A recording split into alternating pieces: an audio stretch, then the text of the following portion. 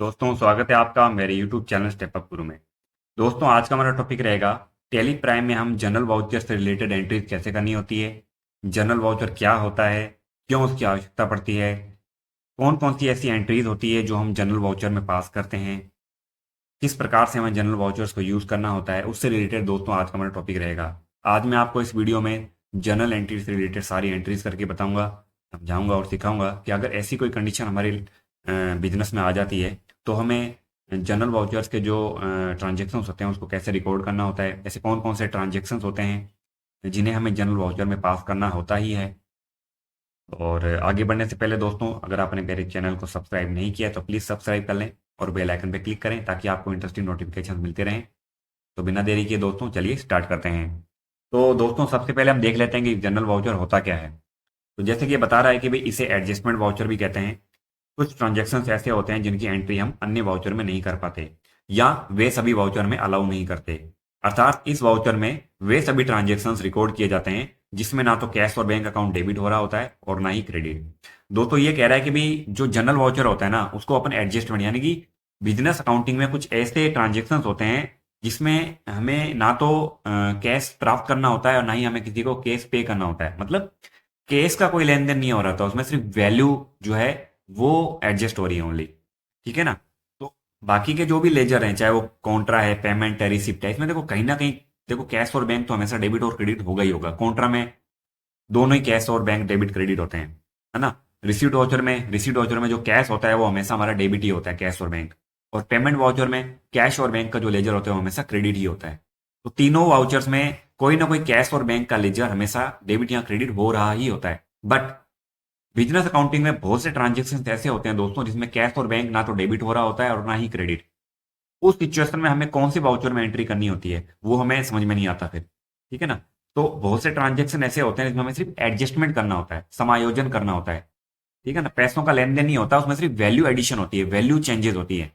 ठीक है ना। जो वैल्यू होती है उनमें चेंजेस होते हैं, बस वो डेबिट होता है या वैल्यू क्रेडिट होती है, उसमें एडजस्टमेंट करनी होती है हमें।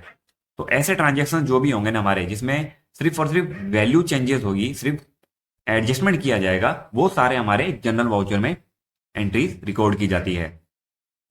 जनरल वाउचर बहुत ही इंपॉर्टेंट वाउचर होता है दोस्तों। ये साल के अंत में जब क्लोजिंग हो रही होती है तब भी ज्यादातर ट्रांजेक्शन्स क्लोजिंग के टाइम जनरल वाउचर में ही पास किए जाते हैं। तो हमें इस ट्यूटोरियल में ये बहुत ज़्यादा जानना आवश्यक होगा कि भाई जनरल वाउचर में हमें कौन कौन से ट्रांजेक्शन को रिकॉर्ड करना होता है। अगर मैं आपको सिंपल लैंग्वेज में कहूँ तो जो जनरल वाउचर होता है वो एक तरीके से ऑलराउंडर वाउचर होता है। सभी वाउचर्स का बाप होता है ये हर एक प्रकार की एंट्री कर देगा चाहे कोई सी भी हो। कोई भी एंट्री अगर आप पेमेंट रिसिप्ट कॉन्ट्रा में नहीं कर पा रहे, परचेज सेल में नहीं कर पा रहे ना, आप जनरल वाउचर में चले जाइए। ये हर प्रकार की एंट्री का ट्रांजेक्शन जो है वो आपको रिकॉर्ड करके ईजिली दे देगा। ना ही किसी प्रकार का कोई एरर देगा, ना ही किसी प्रकार की कोई वार्निंग देगा। ठीक है। तो अब देख लेते हैं ये कहना क्या चाह रहा है। ये कह रहा है कि साल के अंत में जो लाभ या हानि होती है उस कैपिटल में एडजस्ट करना होता है, ऐसी कोई एंट्री हो। जीएसटी को एडजस्ट करना हो, प्रीपेड एक्सपेंस और आउटस्टैंडिंग एक्सपेंस को एडजस्ट करना हो। घर खर्च के लिए व्यापारी जब माल निकालता है तो उसकी एंट्री जनरल वाउचर में पास की जाती है।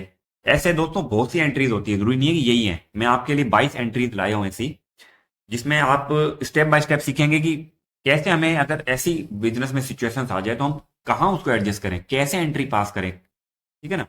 वो मैं आज आपको बताऊंगा। तो ये वाउचर कह रहा है कि भी इसकी जो फर्स्ट एंट्री होती है ना वो हमेशा डेबिट की होगी। मतलब जर्नल वाउचर पहले डेबिट मांगता है ना कि क्रेडिट। जैसे कि कॉन्ट्रा वाउचर हो गया आपका, रिसीव्ड वाउचर हो गया आपका, ये सबसे पहले क्रेडिट की एंट्री मांगते हैं। पेमेंट वाउचर हमेशा डेबिट मांगेगा पहले। ठीक है ना। ऐसे जनरल वाउचर जो होता है वो भी हमारा पहले सबसे पहले डेबिट की एंट्री ही मांगता है। ठीक है।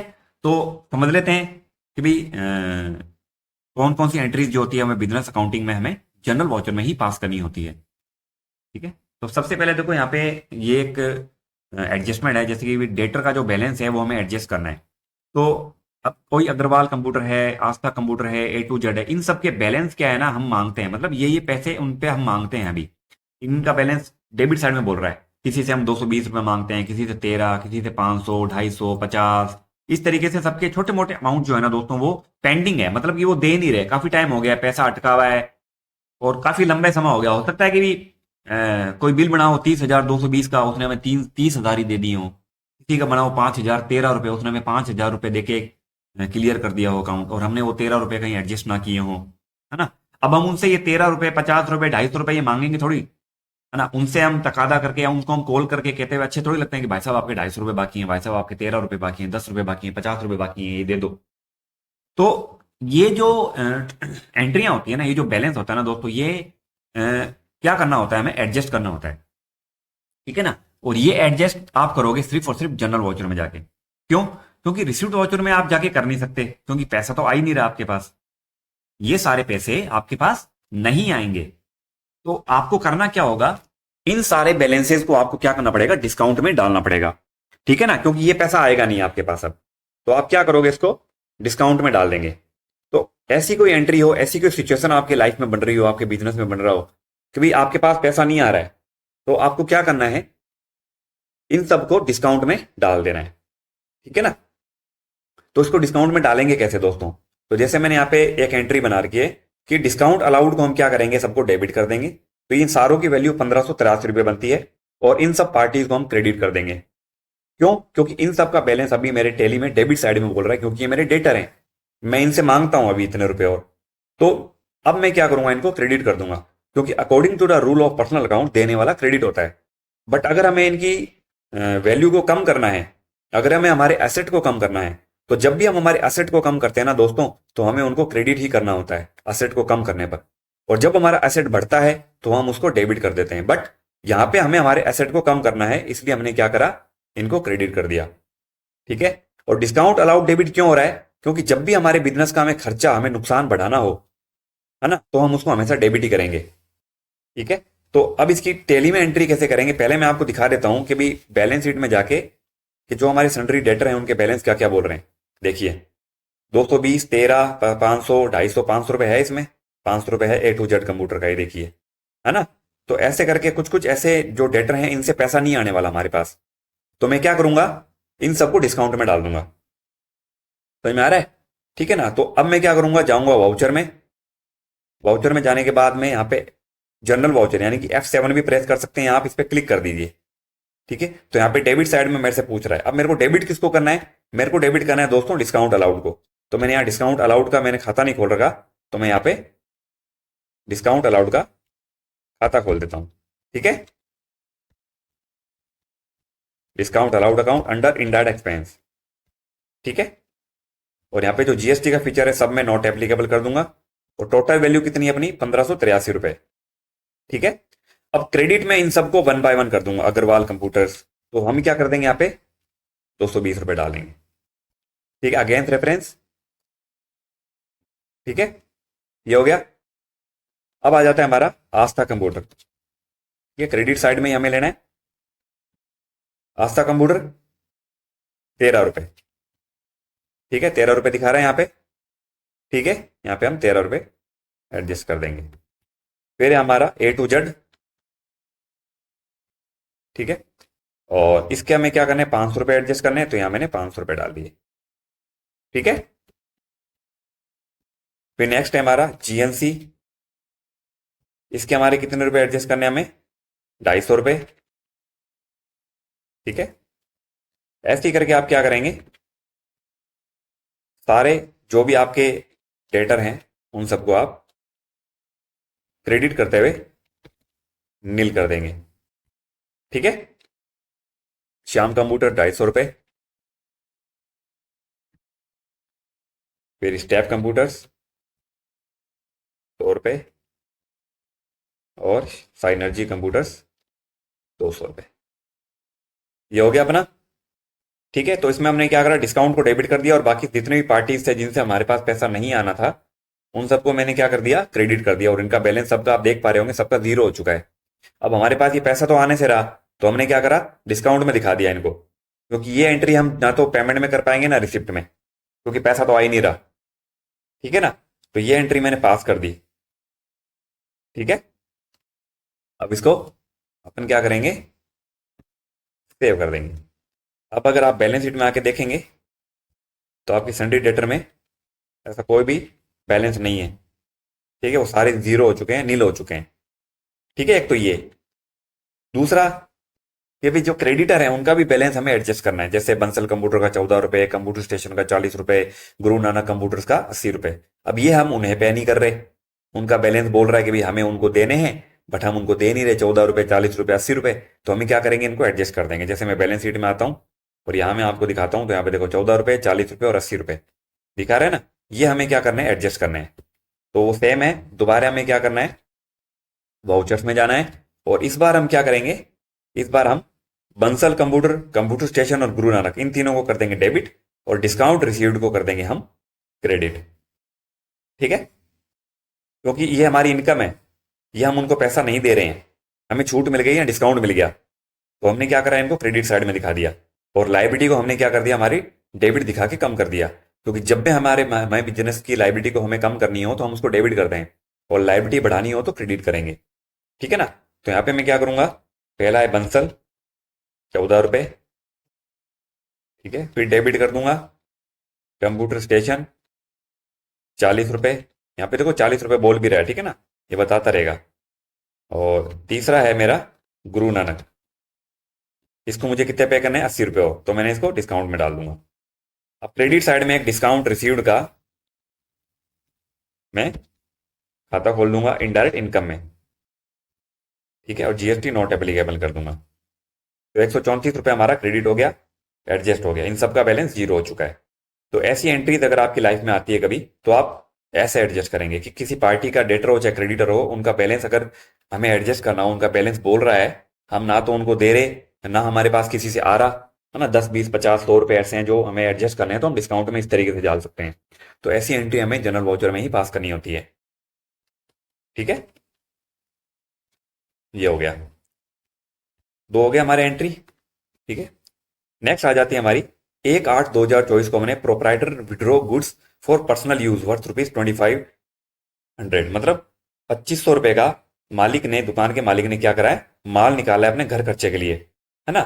तो ऐसी एंट्री में दोस्तों क्या हो रहा है, इसकी जर्नल एंट्री बन रही है ड्रॉइंग टू परचेज, मतलब कि जब भी व्यापारी अपने घरेलू खर्चों के लिए बिजनेस से माल या पैसा निकालता है तो उसको अपन ड्रॉइंग अकाउंट में ही डालते हैं। तो ड्रॉइंग अकाउंट एक कैपिटल अकाउंट होता है, ठीक है ना, और वो माल निकाल रहा है, तो माल निकाल रहा है तो परचेज अकाउंट में यहाँ पे हम क्या करेंगे, एंट्री पास करेंगे।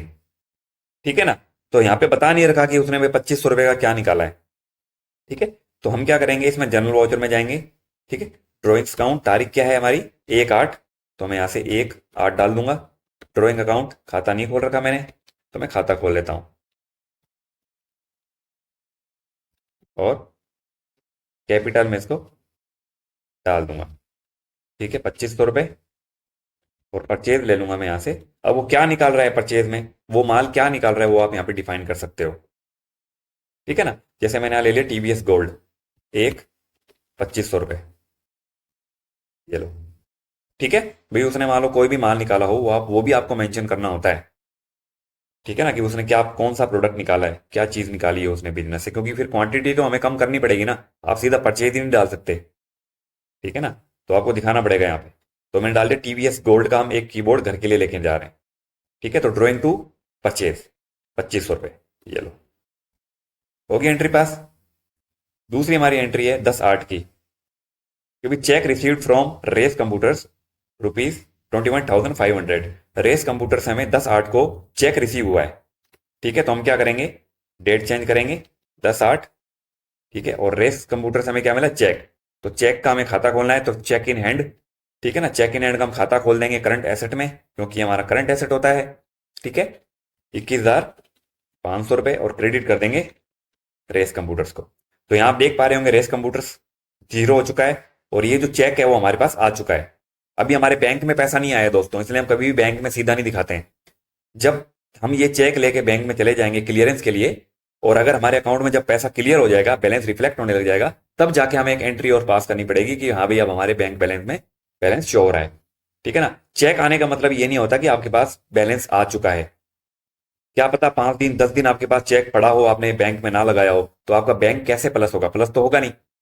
ठीक है ना, अगर आप मान लो पहले ही यहाँ पे बैंक अकाउंट दिखा देंगे, और वो चेक लगाया आपका 10 दिन बाद, यानी कि 20 अगस्त को, और जब आप स्टेटमेंट मिलाएंगे ना, तो आपको दिक्कत आएगी वहां पे, क्योंकि यहाँ 10 तारीख को एंट्री कर दी आपने, और वहां कर रहे हो आप 20 तारीख को बैंक बैलेंस हो रहा है क्रेडिट आपके अकाउंट में, तो दोनों तो मैच नहीं हुआ ना, 10 दिन का डिफरेंस आ गया।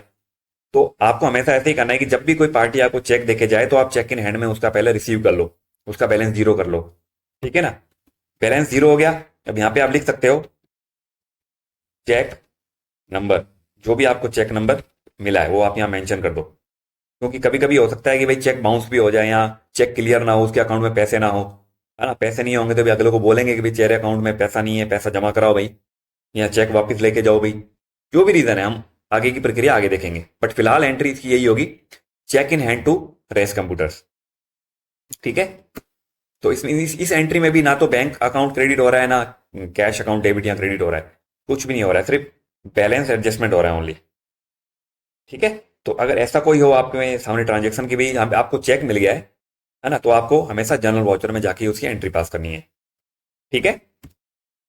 Next, general entry number 5, cheque received from Race computer was send to SBI bank. मतलब जो हमें चेक मिला था रेस कंप्यूटर से 10 तारीख को, वो हमने 15 तारीख को लगाया है बैंक में। तो अब हम क्या करेंगे, एंट्री क्या बनाएंगे, SBI bank account debit to cheque. Cheque हमारा क्या हो गया, चला गया बैंक बिजनेस से बाहर, तो वो क्रेडिट हो गया, और पाने वाला चेक कौन है, हमारा बैंक अकाउंट। तो हम क्या करेंगे, बैंक अकाउंट डेबिट कर देंगे और चेक अकाउंट क्रेडिट कर देंगे। तो इसकी एंट्री भी हमें क्या करनी है, जनरल वाउचर में ही पास करनी है। तो मैंने ले लिया एसबीआई बैंक, कितना, 21,500। ठीक है। और यहाँ पे मैं कर दूंगा चेक इन हैंड।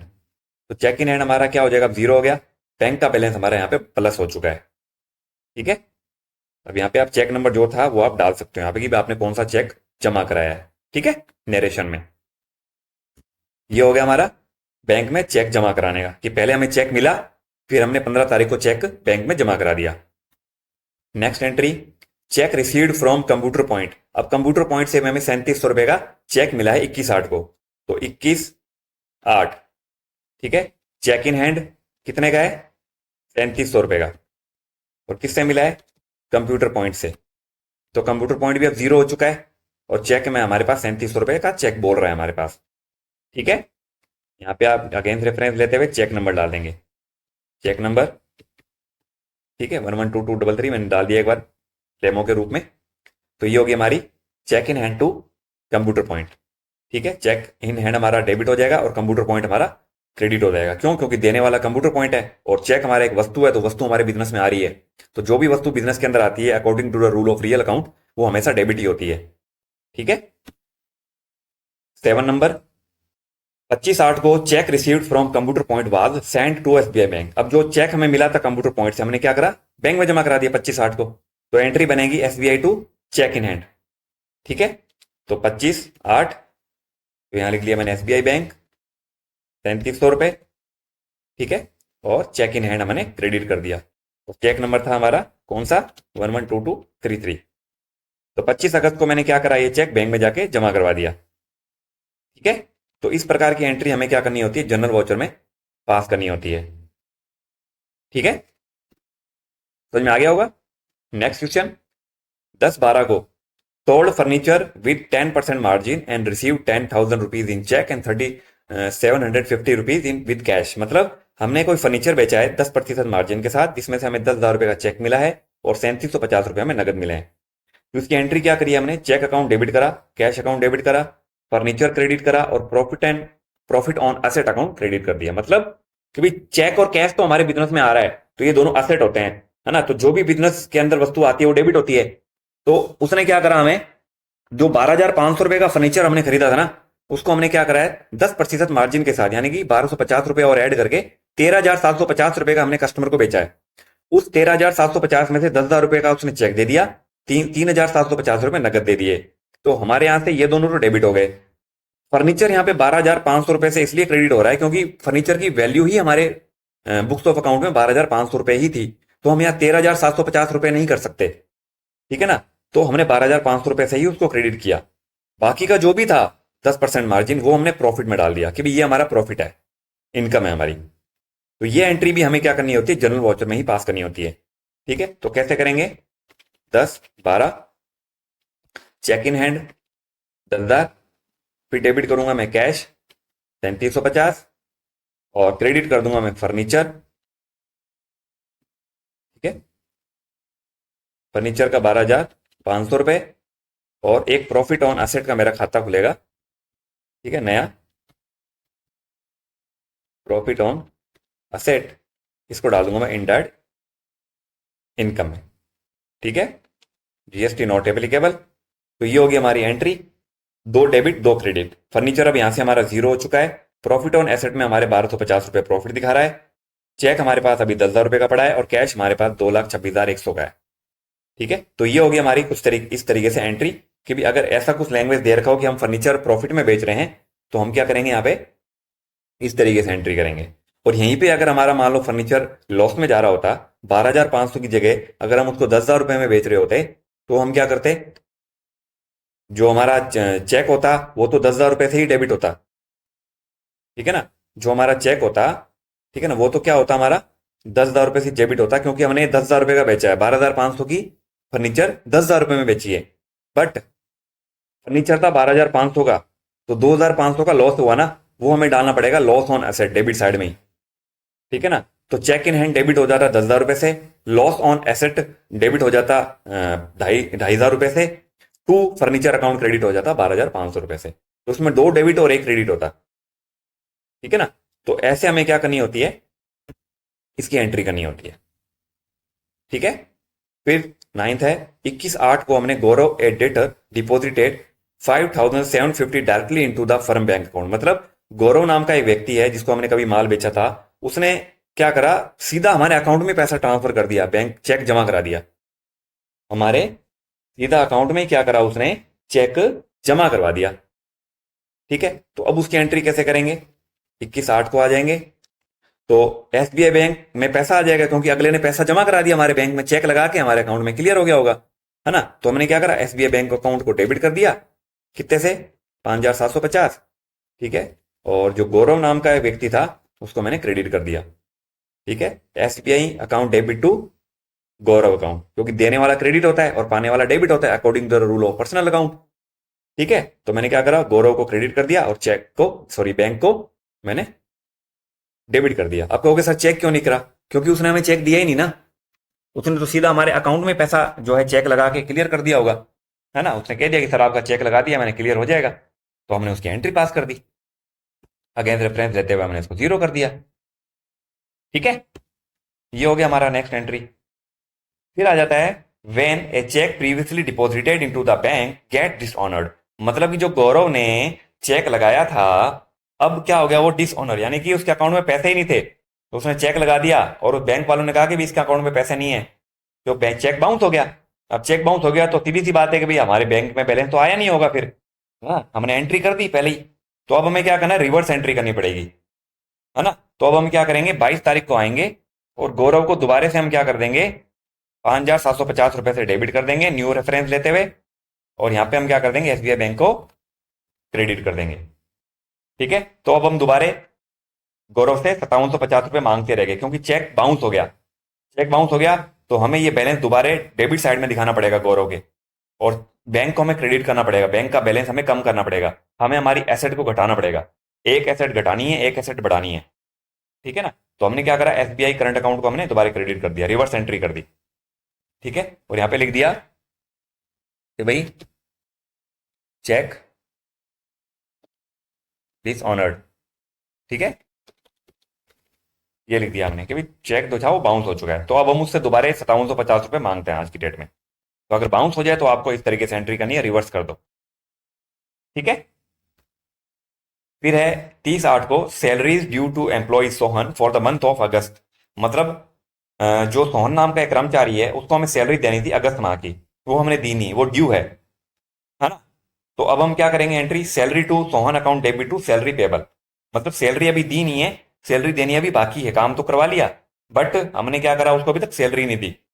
ठीक है ना, तो हमें क्या करना पड़ेगा, खर्चा तो दिखाना पड़ेगा क्योंकि हमने काम तो करवा लिया, बेनिफिट उठा लिया, क्योंकि एक्सपेंस की डेफिनेशन ये होती है कि भाई अगर हमने कोई बेनिफिट उठा लिया है तो ही वो हमारा खर्चा है, अदरवाइज नहीं है। ठीक है ना, तो हमने बेनिफिट उठा लिया, अगले से काम करवा लिया, तो सैलरी देनी थी बट सैलरी नहीं दी, ड्यू होगी उसकी सैलरी। तो हमें क्या करना है, इसकी एंट्री 30/8 को पास करनी है। तो मैंने यहाँ सैलरी टू कौन था, सोहन, तो सैलरी टू सोहन मैंने डाल दिया ये इनडायरेक्ट एक्सपेंस में। ठीक है, डेबिट कर दिया सैलरी टू सोहन, और सैलरी पेबल को मैंने क्रेडिट कर दिया। क्यों, क्योंकि सैलरी पेबल क्या है, हमारी करंट लाइबिलिटी है जो हमें उसको पे करनी है, और सैलरी टू सोहन हमारा क्या है, इनडायरेक्ट एक्सपेंस, क्योंकि हमारा खर्चा हो चुका है बट हमने पैसा ही नहीं दिया, पैसा हम देंगे बाद में। तो अगर हमें ऐसा कुछ करना हो कि हमने किसी कर्मचारी को सैलरी नहीं दी और हमें हमें लाइबिलिटी क्रिएट करनी हो तो हम कुछ इस तरीके से क्या करेंगे, लाइबिलिटी क्रिएट कर देंगे। ठीक है ना।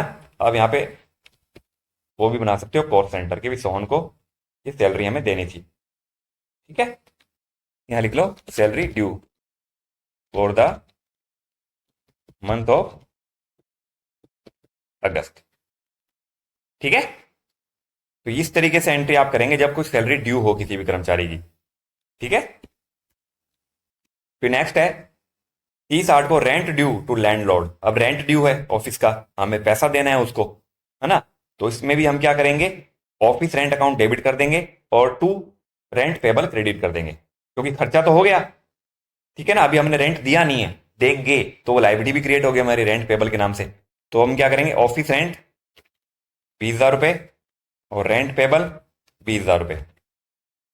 ठीक है, इस तरीके से आपको क्या करना है, एंट्री पास करनी होती है जब कोई एडजस्टमेंट हो रहा हो, क्योंकि पैसे का तो लेन देन कहीं नहीं हो रहा ना इसमें, तो कैश और बैंक तो वैसे ही नहीं आएगा। जब हम उसको दे देंगे ना, तब हम पेमेंट वाउचर में जाके क्या करेंगे, रेंट पेबल को क्या कर देंगे, हम डेबिट कर देंगे और कैश या बैंक को हम क्रेडिट कर देंगे जब हम उसको पे कर देंगे। ठीक है, रेंट ड्यू, ठीक है, फॉर द मंथ ऑफ अगस्त 2024, ये लो। ठीक है, फिर नेक्स्ट 31/8 को salary of Mohan for the month of August is due on salary payable. मतलब ये अब क्या है कि भी हमें मोहन की भी सैलरी देनी थी 31/8 की, बट हमने उसको नहीं दी, सैलरी ड्यू हो गई है उसकी भी, है ना, 31/8 को। तो हमें क्या करना है, सैलरी टू मोहन,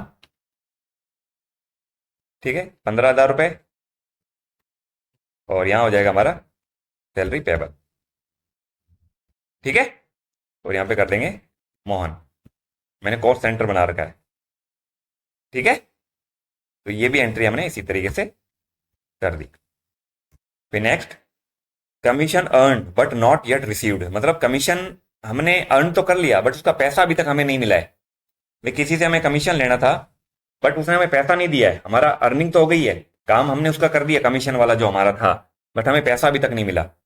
तो हम क्या करेंगे, 5/9 को आएंगे, कमीशन रिसीव्ड को क्या कर देंगे, हम डेबिट कर देंगे कमीशन रिसीवेबल को। ठीक है ना, और कमीशन रिसीव्ड को हम क्रेडिट कर देंगे। रिसीवेबल मतलब हमें लेना है, और रिसीव्ड मतलब अर्न हो चुका है, पैसा नहीं आया बस इस सिचुएशन में। तो ये जो कमीशन रिसीवेबल का मैंने खाता खोला है, ये हमने करंट एसेट में खोला है, मैं दिखाता हूं। ठीक है, अगर नहीं खुला हुआ हो तो यहाँ पे खोल देते हैं मैंने, कोई दिक्कत नहीं, ये लो, नहीं खुला हुआ इसमें, कमीशन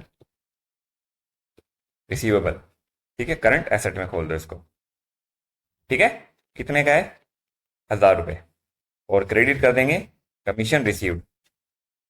ये लो, दोबारा इसका खाता खोलना पड़ेगा, इसमें भी नहीं खोल रहा, कमीशन रिसीव्ड, ये हो जाएगा हमारा इनडायरेक्ट इनकम में जाएगा, क्योंकि कमीशन मिलना था, नहीं मिला। ठीक है ना, तो जो नहीं मिला वो मैंने रिसीवेबल में दिखा दिया कि हमें पे हमें लेना है ना, बट जनरेट तो हो चुका है ना वो कमीशन, इनकम तो हमारी जनरेट हो चुकी है ना, अर्न तो हमने कर लिया, पैसा ही तो नहीं आया। क्योंकि इनकम का अर्थ नहीं, ये नहीं होता कि हमें पैसा मिला है या मिलेगा, है ना। अगर हमने किसी को सर्विस दे दी, अगर हमने किसी को माल बेच दिया, तो हम ये मानते हैं कि हमारी अर्निंग हो चुकी है, हमारी इनकम जनरेट हो चुकी है। पैसा आना या ना आना इनकम नहीं होता, बल्कि सर्विस दे देना इनकम होता है, according to the rule of accounting. ठीक है ना, तो इसमें यही हो रहा है कि पैसा नहीं आया बट इनकम जनरेट हो चुकी है। तो हमने क्या करा, कमीशन रिसीवेबल में दिखा दिया, जैसे हमने सैलरी पेबल या रेंट पेबल दिखाया था, वैसे ही यहाँ पे कमीशन रिसीवेबल है कि हमें लेना है। ठीक है ना, तो ये तो हो गया हमारा असेट। असेट जब बढ़ता है तो डेबिट होता है, और इनकम जब बढ़ती है तो क्रेडिट होती है। ठीक है, तो हमारा एसेट भी बढ़ रहा है और इनकम भी बढ़ रही है। ठीक है, फिर 10/9 को क्या है, interest is charge 800 on capital. मतलब हमने क्या करा है, जो ऑनर ने कैपिटल लगाई है उसमें हमने क्या करा है, उसको कैपिटल हमने इस पे ब्याज दिया है उसको, है ना, कैपिटल पे ब्याज दिया उसको 800 रुपये हमने, जो ऑनर की कैपिटल है उसमें हमने बिजनेस क्या करा है, कैपिटल पे उसको ब्याज दिया है। तो ये एक तरीके से बिजनेस का खर्चा ही है ना, क्योंकि ऑनर अगर बिजनेस में पैसा इन्वेस्ट कर रहा है तो वो जाहिर सी बात है वो ब्याज भी ले सकता है। ठीक है ना, तो वही सेम चीज इसमें हो रही है। 10/9 को बिजनेस ने क्या करा है, ऑनर को कैपिटल पे ब्याज दिया है। ठीक है, तो इंटरेस्ट ऑन कैपिटल का हमारा खाता खुलेगा। ठीक है, इंटरेस्ट ऑन कैपिटल, ये हमारा क्या हो जाएगा, एक्सपेंस, शायद मैंने खोल रखा है, पहले से कहा था, इंटरेस्ट ऑन कैपिटल ये रहा। ठीक है, तो ये हो जाएगा हमारा इनडायरेक्ट एक्सपेंस में जाएगा। ठीक है ना, कितना है, 800 रुपये, और कैपिटल अकाउंट हमारा क्रेडिट हो जाएगा, क्योंकि हमने कैपिटल हमारी प्लस करनी है ना। जब भी हम हमारी बिजनेस की कैपिटल को प्लस करेंगे, इंक्रीज करेंगे, बढ़ाएंगे, तो कैपिटल हमेशा क्रेडिट ही होती है। और इंटरेस्ट ऑन कैपिटल हमारा बिजनेस के लिए खर्चा है, तो खर्चा हमेशा डेबिट होता है जब भी बढ़ता है। ठीक है ना, तो आप यहां लिख सकते हो इंटरेस्ट ऑन कैपिटल। ठीक है, कैपिटल में हमने क्या करा है, इंटरेस्ट पे किया है।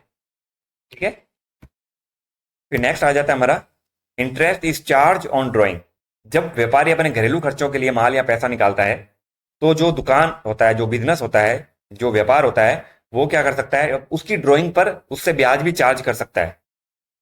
ठीक है ना, उससे ब्याज ले सकता है, किससे, ऑनर से, प्रोपराइटर से। कौन, बिजनेस। जैसे वो कैपिटल पे दे सकता है, वैसे ही ड्रॉइंग पे ले भी सकता है। तो 15/9 को हमें क्या करना है, इसकी एंट्री पास करनी है। हम ड्रॉइंग अकाउंट को डेबिट कर देंगे, कितने से, 500 रुपए से। और इंटरेस्ट ऑन ड्रॉइंग को हमें क्या करना है, क्रेडिट करना है, क्योंकि हमारी इनकम है बिजनेस की। ठीक है, हमने क्या करा, ड्रॉइंग पे ब्याज उससे लिया है, कलेक्ट किया है, तो वो हमारी इनकम है। ठीक है ना, तो कुछ इस तरीके से आपको क्या करनी होती है, एंट्री पास करनी होती है, drawing to interest on drawings. ठीक है, फिर आ जाता है कि भाई 25/9 को परचेज किया है, purchase printer from nice computer, 333 number bill है, टैक्सेबल वैल्यू 10,000 है, उस पर 18% हमारा जीएसटी लग रहा है। मतलब हमने क्या किया है, प्रिंटर खरीदा है, किससे, नाइस कंप्यूटर से, कब, 25/9 को। तो आ जाते हैं भाई 25/9। अब इसकी भी एंट्री हमें वैसे करनी तो देखो परचेज वाउचर में होती है। अगर मैं आपको फ्रेंकली बताऊं, बहुत से यूट्यूबर्स होते हैं जिन्होंने ये बता रखा है कि भाई आप जनरल वाउचर में एंट्री करें। ठीक है ना, अगर आपको मतलब कि फिक्स एसेट वगैरह खरीदना है, तो ये जो प्रिंटर है वो फिक्स एसेट है हमारा। गुड्स खरीदेंगे वो तो अपन वैसे ही नॉर्मल करते हैं जैसे करेंगे, बट ये फिक्स एसेट है, ये हम खरीद रहे हैं। तो बहुत से लोग ये कहते हैं कि इसको ना जनरल वाउचर में दिखा दो। तो जनरल वाउचर में दिखाने की जरूरत नहीं होती है, आप परचेज वाउचर में कर दो सीधा ही, क्योंकि परचेज कर रहे हैं, है ना। तो हमें क्या करना होता है ना, उसका आईटीसी भी क्लेम करना होता है। दूसरा, परचेज वाउचर में अगर हम एंट्री करेंगे, तो सीजीएसटी एचजीएसटी अपने आप ही लगा हुआ आ जाएगा, हमें खुद से कैलकुलेशन करने की जरूरत नहीं पड़ेगी। बट अगर आप जनरल वाउचर में जाके आप अगर ये फिक्स एसेट वगैरह अगर आप दिखाएंगे ना, तो कैलकुलेशन आपको खुद को ही करनी है कि सीजीएसटी कितना बनेगा और एसजीएसटी कितना बढ़ेगा। जनरल वाउचर खुद नहीं करके बताएगा आपको, जैसे मैं आपको बता देता हूँ। अब बिल नंबर तो यहाँ शो नहीं करेगा, क्योंकि बिल नंबर तो पहली बात तो यहाँ जनरल वाउचर में मांगता ही नहीं है। ठीक है ना, तो आपको क्या करना है, यहाँ पे परचेज अकाउंट दिखाना है। अब इस परचेज अकाउंट में जैसे ही मैंने यहाँ परचेज में एंटर मारा, तो यहाँ पे क्या आ रहा है, नेम ऑफ आइटम। तो मैंने क्या करा है, मैंने प्रिंटर खरीदा है। ठीक है ना, तो प्रिंटर तो यहाँ पे क्या कहते हैं, हम डाल नहीं सकते। तो परचेज की जगह हम क्या करेंगे, यहाँ पे प्रिंटर का खाता लेंगे, क्योंकि माल नहीं खरीद रहे ना। कल को आप यहाँ पे परचेज लेने लग जाओ कि परचेज अकाउंट, परचेज नहीं कर रहे हम फिक्स एसेट खरीद रहे हैं। तो यहाँ पे जो फिक्स एसेट खरीद रहे हैं उसी का नाम यहाँ पे हमें मेंशन करना है। तो यहाँ पे डाल दिया मैंने प्रिंटर। प्रिंटर कितने का हमारा, उसकी टैक्सेबल वैल्यू 10,000 रुपए की है, 10,000 पे 18% लग रहा है टैक्स, समझ में आ रही है। तो प्रिंटर तो डाल दिया मैंने 10,000 रुपए। ठीक है, अब अब हमें क्या करना है, अब ये जो सीजीएसटी और एचजीएसटी ये भी डेबिट ही होंगे। तो 10,000 का 18% कितना होता है, निकाल लो। 10,000 मल्टीप्लाई बाय 9% निकाल लेते हैं ना अपने, 900 रुपए। तो यहाँ सीजीएसटी क्या करोगे आप, इनपुट सीजीएसटी 900 रुपए, फिर यहाँ डेबिट करो इनपुट एसजीएसटी 900 रुपए। ये आपको खुद लिखना पड़ रहा है, खुद लिखना पड़ रहा है ना। अगर आप परचेज वाउचर में करते तो आपको खुद लिखना ही नहीं पड़ता, ये सब आपको खुद कैलकुलेशन करनी नहीं पड़ती। ये डिफरेंस होता है कि भी अपन जनरल वाउचर में परचेज की एंट्री, फिक्स ऑफ एसेट की एंट्री हम क्यों नहीं करते हैं। फ्रेंकली मैं तो नहीं करता हूं इसमें, बहुत सी यूट्यूबर्स बताते होंगे कि इसमें कर लो, जनरल वाउचर में कर लो। क्यों कर लो भाई, जब परचेज वाउचर दे रखा है, तो परचेज वाउचर में ऑप्शन नहीं होता क्या, परचेज वाउचर में एंट्री पास होती है फिक्स एसेट की, आप एंट्री करो, है ना। और सारा का सारा कैलकुलेशन वो खुद करके देगा आपको। यहाँ पे आप टैक्स एनालिसिस भी नहीं देख सकते अल्ट के साथ ए करके, जैसे आप परचेज वाउचर में और सेल वाउचर में देख सकते हो। ठीक है ना, तो यहाँ पे आपको हर एक चीज खुद ही करनी पड़ेगी फिर। तो आप ऐसे एंट्री कर सकते हैं जनरल वाउचर में, प्रिंटर अकाउंट डेबिट कर दिया 10,000 रुपए से, सीजीएसटी एचजीएसटी आपने डेबिट कर दिया 900 रुपए से, और नाइस कंप्यूटर जिससे हमने खरीदा है वो 11,800 रुपए से क्रेडिट हो गया। अब यहाँ पे न्यू रेफरेंस ले लो, और यहाँ बिल नंबर 333 यहाँ डाल दो आप। ठीक है, यहाँ पे आप डाल सकते हो न्यू रेफरेंस में बिल नंबर, क्योंकि और कहीं शो नहीं करेगा, ये यहीं शो करेगा जो भी करना है आपको। ये लो, ठीक है, ये हो गया हमारा फिक्स एसेट खरीदने की एंट्री। ठीक है, नेक्स्ट एंट्री हमारी 30/9 को salary of ₹10,000 is adjust against advance of staff. मतलब हमने किसी स्टाफ को पहले सैलरी एडवांस में दे रखी थी, अब हमें उसको क्या करना है, एडजस्ट करना है, क्योंकि अब हमने उससे काम करवा लिया, उसने पहले हमसे पैसा ले लिया था सैलरी का, अब जाके हमने क्या करा, उससे बेनिफिट उठाया, अब जाके वो क्लियर हुआ है, तो हमें क्या करना है, उसकी एडजस्टमेंट करनी है। तो मैं आपको दिखा देता हूँ क्या सीन है। तो ये प्रीपेड सैलरी है, जहां पे आप देख पा रहे होंगे मैंने 15 सितंबर को सैलरी दी थी मोहन को, ठीक है ना, एडवांस में 10,000 रुपए। अब वो हमें क्या करनी है, एडजस्ट करनी है। तो उसकी एडजस्टमेंट हम कैसे करेंगे, जनरल वाउचर में जाके ही करेंगे। तो हमें क्या करना है, 30/9 को यहाँ पे आना है, ठीक है, और सैलरी टू मोहन को हम क्या करेंगे, 10,000 रुपए से डेबिट कर देंगे और क्रेडिट कर देंगे हम प्रीपेड सैलरी, जो अब हमारा जीरो हो चुका है, क्योंकि अब हमने क्या करा, उससे बेनिफिट उठा लिया है ना। अब बैलेंस ट्रांसफर होगा सीधा, क्योंकि पैसा तो हम उसको पहले दे चुके हैं, सिर्फ बैलेंस का एडजस्टमेंट होना है इसमें, ठीक है ना। एक वैल्यू से, एक खाते से दूसरे खाते में पैसा सिर्फ ट्रांसफर हो रहा है, वैल्यू सिर्फ ट्रांसफर हो रही है, ठीक है ना। तो सैलरी टू मोहन हमने डेबिट कर दिया 10,000 रुपए से, प्रीपेड सैलरी, ठीक है ना, जो हमने पहले ही पे कर दिया था, एडवांस में पे कर दिया था, वो अब हमारा क्या हो चुका है, क्रेडिट हो चुका है, डेबिट से निकल के, ठीक है। तो इसमें मैंने क्या करा, सैलरी टू मोहन डेबिट कर दिया और प्रीपेड सैलरी मैंने क्रेडिट कर दिया, ठीक है। इसको अपन सेव कर लेंगे, ये लो। बट यहाँ पे पेमेंट वाउचर में नहीं होगी ना, ये होगी जनरल वाउचर में, ठीक है ना। Salary to Mohan, prepaid salary और जनरल वाउचर में एंट्री पास होगी, क्योंकि पेमेंट वाउचर में नहीं होती है ऐसे एंट्री सॉल्व, ठीक है ना। तो ये हो गया हमारा क्वेश्चन नंबर 18। फिर आ जाता है महेश बिकम इंसॉल्वेंट। मतलब महेश को मैंने कोई माल बेचा था, अब वो हमें पैसा नहीं दे रहा, दिवालिया हो गया, वो पैसा नहीं दे रहा। इंसॉल्वेंट का मतलब होता है दिवालिया होना, यहाँ किसी की नीयत खराब है, नहीं दे रहा वो, तो 1250 रुपया अब हमें वो नहीं दे रहा है। तो ऐसी एंट्रियां भी हमें क्या करनी होती है, जनरल वॉचर में करनी होती है, जहां पे सामने वाला पैसा आप खा के बैठा है, या वो पैसा नहीं दे रहा है, डूब गया है, डूबत ऋण, बैड डेट्स को बोलते हैं डूबत खाता। वे सभी खाते हैं जो अब रिकवर नहीं होंगे, तो डूब गए हैं, वो पैसा खत्म हो चुका है, ठीक है ना। तो उसको हमें क्या करना होता है, जनरल वॉचर में पास करना होता है, bad debts account debit to party account, ठीक है। तो 12/1 को हम क्या करेंगे, ये एंट्री पास कर देंगे, ठीक है। बैड डेट्स का मैं क्या करूंगा, खाता खोल दूंगा अंडर इनडायरेक्ट एक्सपेंस में, ठीक है। कितना है भाई, 1250 रुपए, और क्रेडिट कौन हो रहा है, महेश, ठीक है। तो ये महेश से रुपए हमारे पास नहीं आने वाले, तो हमने क्या करा, डूबत खाते में डाल दिया। जब कभी वो देने आ जाएगा, तो कैश अकाउंट डेबिट हो जाएगा या बैंक अकाउंट डेबिट हो जाएगा रिसीट वाउचर में, और बैड डेट्स अकाउंट क्रेडिट हो जाएगा, ठीक है। ये लो, next, depreciation charge on laptop 15,000, air conditioner 6,000 and furniture and fixture 3,000। अब हमें क्या करा है, मूल्यह्रास यानी डेप्रिसिएशन हमें चार्ज करना है। अभी डेप्रिसिएशन क्या होता है, डेप्रिसिएशन ये होता है कि जब भी आप फिक्स एसेट को खरीदते हो, तो धीरे धीरे उसकी वैल्यू में, उसकी कीमत में कमी आने लग जाती है, क्योंकि कोई भी अगर आपने कोई वस्तु खरीदी है, तो वो 10 साल, 5 साल, 1 साल में उसकी सेम वैल्यू आप रिकवर नहीं करते हो, उसकी कोई ना कोई वैल्यू कम होती है, 5, 10, 15%, 20%, जो भी उसमें होता है। डेप्रिसिएशन मतलब फिक्स एसेट की मूल्य में ह्रास आना, मूल्य में कमी आना, मूल्य में गिरावट आना। तो अगर आप बिजनेस से अपना, मार्केट से अगर आप 40,000 का कोई मोबाइल भी खरीदते हो ना, तो 2 साल बाद आप उसको 40,000 में नहीं बेचते हो, ठीक है ना, वो 10-15 हजार तक ही बिकेगा, ठीक है ना। वही सेम सिचुएशन बिजनेस अकाउंटिंग में फिक्स एसेट की होती है, कि अगर आपने कोई भी फिक्स एसेट खरीदा है, अगर आपने उसको यूज किया है, तो उसकी जो वैल्यू होती है वो क्या होती है, धीरे धीरे टूटती रहती है।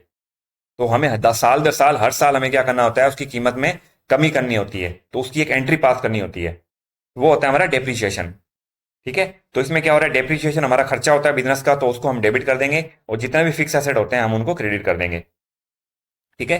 तो मैं 18/2 की एंट्री और डेप्रिसिएशन को मैं क्या करूंगा, एक खाता खोलूंगा,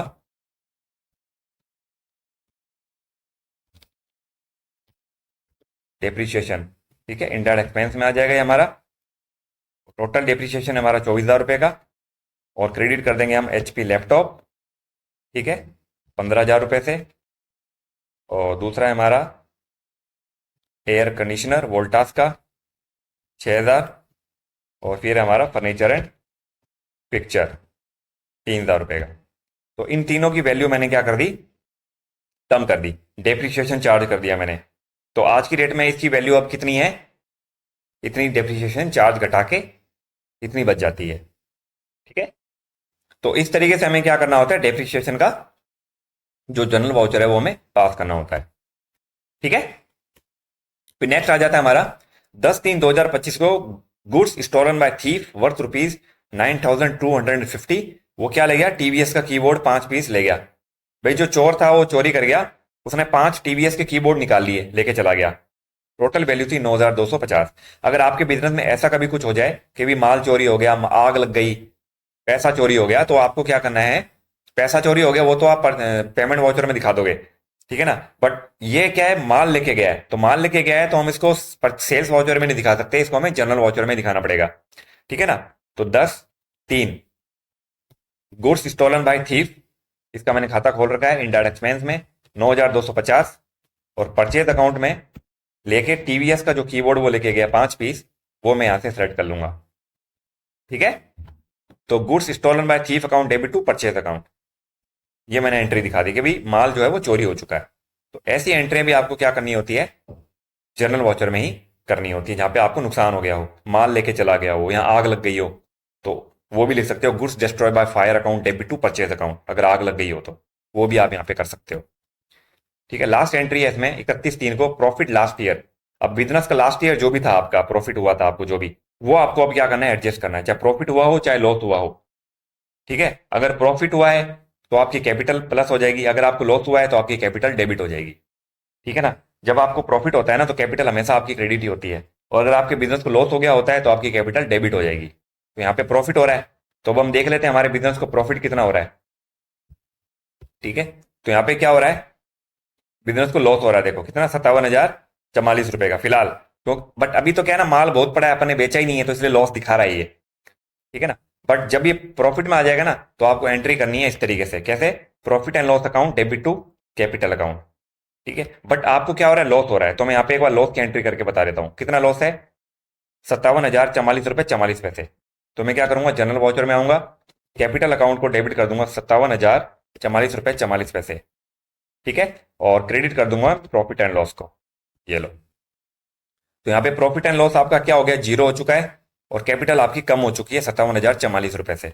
कब, 31/3/25, जब बिजनेस का फाइनेंशियल ईयर क्लोज होता है, तभी आपको ये एंट्री करनी पड़ती है, एंड ऑफ द डे, तभी आपको अपना जो प्रॉफिट है या लॉस है वो कैपिटल में एडजस्ट करना होता है। तो यहाँ पे हमें लॉस हो रहा है इसलिए मैंने कैपिटल को डेबिट कर दिया, ठीक है ना। अगर यहाँ पे हमें प्रॉफिट हो रहा होता तो profit and loss account debit हो जाता, कैपिटल अकाउंट क्रेडिट हो जाता, ठीक है। तो कुछ इस तरीके से हमें क्या करना होता है, प्रॉफिट एंड लॉस की एंट्री करनी होती है, ठीक है ना। तो ये हो गया हमारा एंट्री। तो अब हमारे पास कोई भी एंट्री नहीं है, ये सारे हमारी जो है वो एंट्री कंप्लीट हो चुकी है। इस तरीके से आपको क्या करना होता है दोस्तों, जितने भी आपके जनरल वाउचर से रिलेटेड ट्रांजेक्शन जो मैक्सिमम से मैक्सिमम अपन को एडजस्टमेंट करनी होती है वो यही है, ठीक है। एक आधा कोई रह गया हो तो देख लीजिएगा, बट ट्रांजेक्शन ऐसे ही होते हैं, ठीक है ना। जनरल वाउचर एक ऑलराउंडर वाउचर है, हर प्रकार की एंट्री आपको करके देगा। एडजस्टमेंट वाउचर है, बहुत ज्यादा यूज होने वाला वाउचर होता है, ठीक है। बहुत से स्टूडेंट को समझ में नहीं आता होगा कि ये क्या कर रहे हैं, कैसे कर रहे हैं। आपको ये एंट्री तभी समझ में नहीं आएगी जब आपके रूल्स क्लियर नहीं है। बिजनेस अकाउंटिंग के जो रूल्स होते हैं, पर्सनल, रियल, नॉमिनल, कौन कौन से पर्सनल अकाउंट के खाते होते हैं, किसमें कौन कौन सी एंट्रीज होती हैं, कौन डेबिट होता है कौन क्रेडिट होता है, ये आपको अच्छे से पता होना चाहिए। बिजनेस की हमारी एसेट, इनकम, लाइबिलिटी, है ना, और इनकम क्या क्या होते हैं ये आपको पता होना चाहिए कि ये एसेट है, ये इनकम है, ये क्रेडिटर है, ये डेटर है। आपको ये नहीं पता है तो आप नहीं कर सकते ये सारे ट्रांजेक्शन्स को रिकॉर्ड। तो आपका पहले तो बेस क्लियर होना चाहिए, आपकी एबीसीडी पूरी क्लियर होनी चाहिए, अकाउंटिंग लैंग्वेज की, अकाउंटिंग टर्म्स की, अकाउंटिंग के कॉन्सेप्ट सारे आपके क्लियर होने चाहिए, तभी आप सारी जो एंट्रीज होती हैं ये कर सकते हो, जनरल एंट्रीज बना के आप वाउचर में पास कर सकते हो, ठीक है दोस्तों। उम्मीद करता हूँ आपकी सारी क्वेरीज क्लियर होगी का सारे डाउट्स क्लियर हो गए होंगे, ठीक है। और अगर आपको वीडियो पसंद आया हो तो वीडियो को जरूर लाइक करें, कमेंट करो, शेयर करें। अगर आपने मेरे चैनल को अभी तक सब्सक्राइब नहीं किया तो प्लीज सब्सक्राइब करके जरूर जाइए। मिलते हैं आपसे नेक्स्ट वीडियो में, बहुत बहुत धन्यवाद।